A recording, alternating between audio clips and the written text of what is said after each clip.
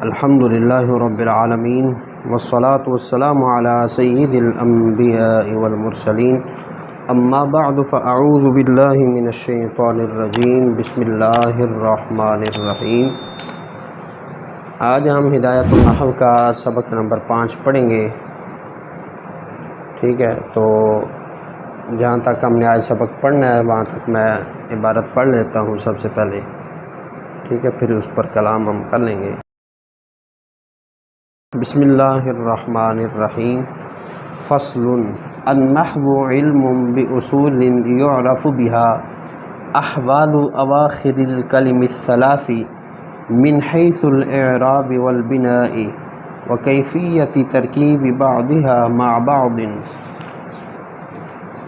والغرض منه صيانة الذهن عن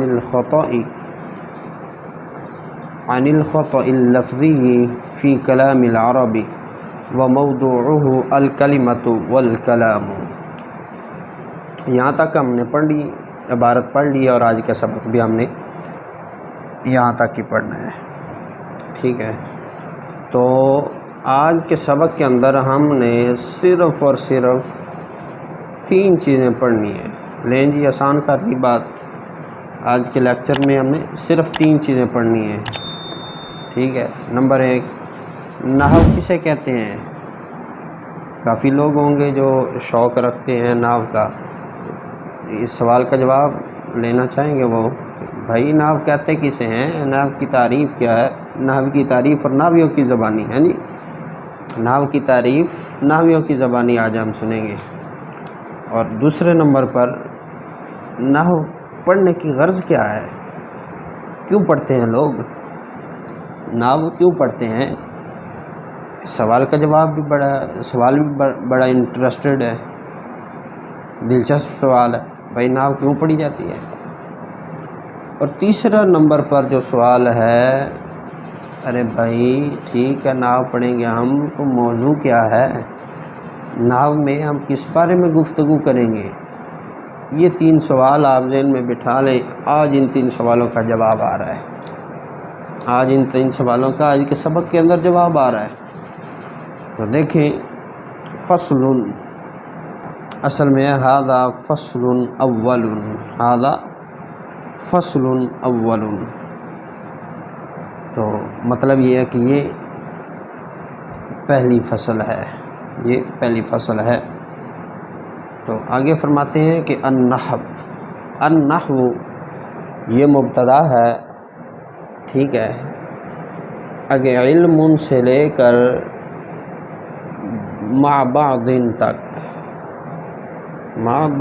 تک میں عبارت پڑھتا ہوں، ساری آگے تعریف ہے، خبر ہی آ رہی ہے اس کی۔ النحو یہ معرف ہے، یعنی جس کی تعریف کی گئی ہو اسے معرف کہتے ہیں۔ تو یہاں پر لفظ النحو جو آیا ہے یہ معرف ہے۔ آگے علم باصول يعرف بها احوال اواخر الکلم الثلاث من حيث الاعراب والبناء وكيفية تركيب بعضها مع بعض۔ یہاں تک جو ہے وہ یہ تعریف ہے نحو کی۔ چلیں جی، ماشاءاللہ اب نحو کی تعریف آ رہی ہے۔ تو فرماتے ہیں النحو علم، نحو یہ ایک ایسا علم ہے باصول، چند ایسے اصولوں کا علم ہے کہ یعرف بها، کہ ان اصولوں کے ذریعے پہچانے جاتے ہیں۔ ہا ضمیر کا مرجع اصول، ان اصولوں کے ذریعے پہچانے جاتے ہیں احوال اواخر الکلم الثلاث، 3 کلموں کے آخر کے احوال پہچانے جاتے ہیں۔ یعرف فعل، بہا با حرف جر، ہا ضمیر مجرور، یہ ظرف لغو ہو جائے گا۔ یعرف فعل کے احوال مضاف، اواخر الکلم الثلاث، اواخری مضاف الیہ مضاف، الکلم الثلاث یہ موصوف صفت مل کر مضاف الیہ، مضاف الیہ مل کر یہ احوال مضاف کا مضاف الیہ بن جائے گا، ٹھیک ہے؟ تو یہ سارے 2-3 جو کلمات ہیں یہ آپس میں ان کا جو ربط ہے، تعلق ہے، وہ اضافت والا ہے، ٹھیک ہے۔ فرماتے ہیں کہ نحو ایسے اصولوں کا علم ہے کہ جن کے ذریعے سے کلمات ثلاثہ، اسم، فعل، حرف کے آخر کے جو احوال ہیں ان کو پہچانا جائے، ٹھیک ہے۔ اچھا، پہچانا جائے مطلب کس اعتبار سے پہچان ہوگی؟ من بیانیہ سے اس چیز کا بیان کرتے ہیں کہ جناب کس اعتبار سے آپ پہچان کرنا چاہ رہے ہیں؟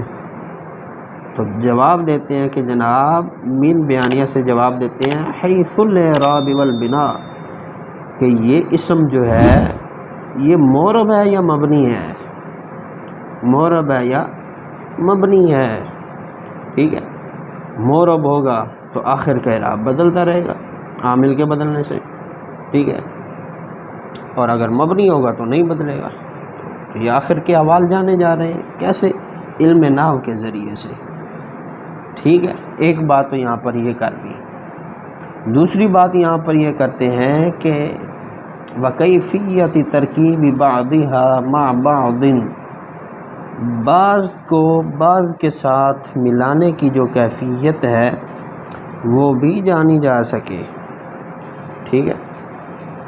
یعنی معرب اور مبنی ہونے کی حیثیت سے پہچانا جائے کلمات ثلاثہ کو، اور ایک دوسرے کے ساتھ جو نحوی ربط ہوتا ہے، جو ترکیبی صورت ہوتی ہے، ترکیب بھی ملانے کو کہتے ہیں، ٹھیک ہے۔ تو آپسی جو تعلق ہوتا ہے، جملہ کی صورت بنا لیں آپ، جملہ اسمیہ ہو گیا، جملہ فعلیہ ہو گیا، ٹھیک ہے، شرطیہ ہو گیا، خبریہ ہو گیا، جملہ انشائیہ ہو گیا، جملہ الفاظ کا، کلمات کا آپسی ربط کیا بن رہا ہے، ٹھیک ہے۔ تو اس چیز کو پہچاننے کا نام جو ہے وہ نحو ہے۔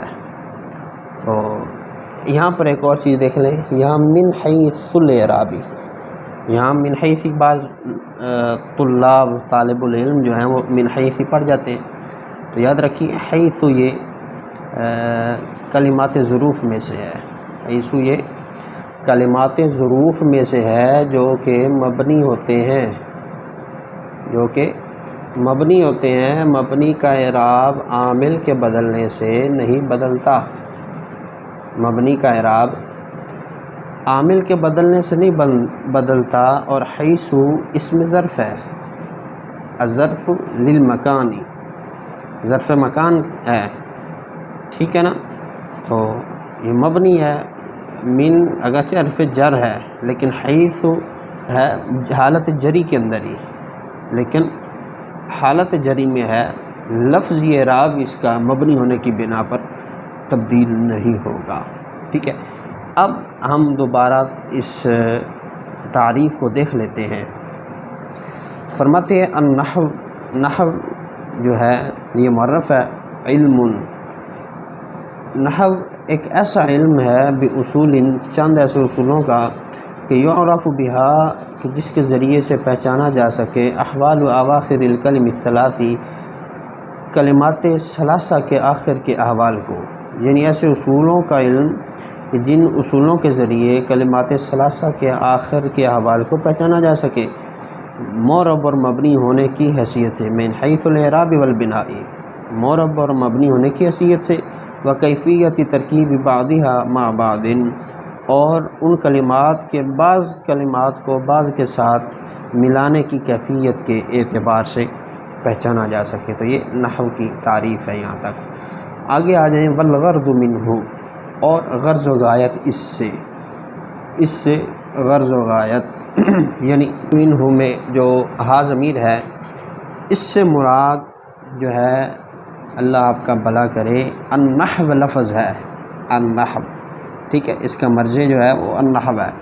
والغرض منہ، اس نحو سے جو غرض و غایت ہوتی ہے وہ کیا ہے؟ تو فرماتے ہیں صیانۃ الذہن عن الخطأ اللفظی، خطائے لفظی سے ذہن کو بچا لینا، یہ غرض و غایت ہے، فی کلام العربی، عربی کلام کے اندر، عربی کلام میں خطائے لفظی سے ذہن کو بچا لینا یہ غرض و غایت ہے۔ مثال کے طور پر ہم نے کہا کہ زید نے بکر کی مدد کی، زید نے بکر کی مدد کی، جو نحو جاننے والا ہوگا نا وہ اس ترجمے سے سمجھ جائے گا کہ جناب زید فاعل ہے، بکر مفعول ہے، ٹھیک ہے۔ تو جب یہ سمجھ لے گا نا فاعل ہے زید، بکر مفعول ہے، تو وہ عبارت یہ بنائے گا نصر زید بکرن، زید نے بکر کی مدد کی، ٹھیک ہے۔ تو یہ خطا لفظی سے بچ گیا ہے۔ اگر یہ کہتا کہ نصر زیدن بکرن تو یہ خطا کر رہا ہے اور لفظی طور پر خطا کر رہا ہے، ٹھیک ہے۔ تو نحو کے جاننے سے اس خطا سے بچ گیا ہے ذہن، ٹھیک ہے، اس خطا سے بچ گیا ہے ذہن، تو یہ غرض و غایت اور یہ نحو کا فائدہ ہوتا ہے، ٹھیک ہے۔ اور تیسرے نمبر پر آ گیا وہ موضوع۔ ارے علم نحو کا موضوع کیا ہے؟ ہر چیز کا موضوع ہوتا ہے۔ آپ گفتگو کرنے لگیں گے تو آپ کہیں گے کہ جناب آپ کا موضوع کیا ہے، ٹھیک ہے۔ تو موضوع نحو کا موضوع کیا ہے؟ تو فرماتے ہیں الکلمۃ والکلام، کلمے کے بارے میں گفتگو ہوگی اور کلام کے بارے میں ہوگی، ٹھیک ہے۔ یعنی کلمہ مفرد ہے، تثنیہ ہے، جمع ہے، ٹھیک ہے۔ پھر کلمہ مبنی ہے، معرب ہے، کیا ہے، ٹھیک ہے، یہ پتہ چل گیا۔ پھر اس کے بعد جب ہم مرکب کریں گے، ترکیب کریں گے، ملائیں گے ایک دوسرے کے ساتھ، تو پھر کلام کون سا بنے گا؟ کلام خبری ہوگا، کلام انشائی ہوگا، کلام جملہ فعلیہ ہوگا، خبریہ ہوگا، جملہ فعلیہ انشائیہ ہوگا، جملہ اسمیہ ہوگا، کون سا کلام ہوگا؟ تو نحو کے اندر ہم کلمے کے بارے میں گفتگو کریں گے اور کلام کے بارے میں گفتگو کریں گے۔ تو یہ آج کا ہمارا سبق، اس سبق کے اندر ہم نے 3 چیزیں وہ سیکھ لی ہیں اور امید ہے آپ کو سمجھ آ گئی ہوگی۔ اگر نہیں سمجھ آئی تو دوبارہ سن لیجئے گا ویڈیو کو، تو انشاءاللہ سمجھ آ جائے گی۔ اور اپنے اچھی رائے کمنٹ کے اندر ضرور کر دیا کریں، ٹھیک ہے، تاکہ ہمیں پتہ چلے کہ آپ سن رہے ہیں اور ہم مزید محنت کے ساتھ اچھے انداز میں لیکچر لے کر آئیں، آپ کے لیے لے کر آ رہے ہیں۔ اچھا لگے تو اسے شیئر بھی کریں اور لائک بھی ضرور کر دیا کریں، ٹھیک ہے۔ اللہ تعالیٰ آپ کو برکتیں عطا فرمائے، اس پڑھنے پڑھانے کے اندر ہمارا شرح صدر فرمائے اللہ تعالیٰ، مجھے آپ کو صحیح معنوں میں قرآن و سنت کا فہم نصیب فرمائے، آمین، بجاہ خاتم النبیین صلی اللہ تعالیٰ علیہ وآلہ وصحبہ وبارک وسلم۔